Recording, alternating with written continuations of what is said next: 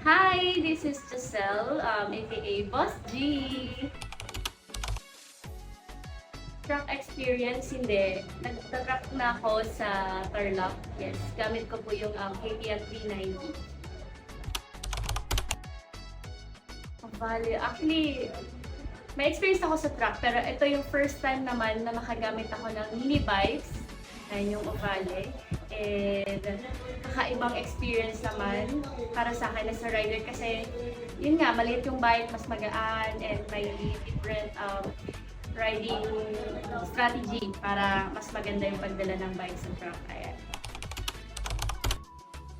Maganda kasi merong mga course na ganito no, na nagtuturo sa mga sa newbie, beginner, pati sa mga pro na no, na rider. Kasi ako as a rider, kailangan natin ng mga ganitong training kasi doon mo ma-earn yung skills mo, and pag may skills ka na, magiging confident ka na para sa everyday ride mo.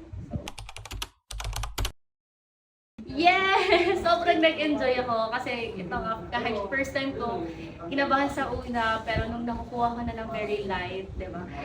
Unti-unti ko na nakukuha kung paano yung proper technique sa paggamit ng Ovale bikes na yan. So, sabi nga nila, ginagamit siya sa mini GP. So, at last, may experience din ako na maipagmamalaki and ma-share sa ibang mga riders. So, ayan. Thank you, Ovale!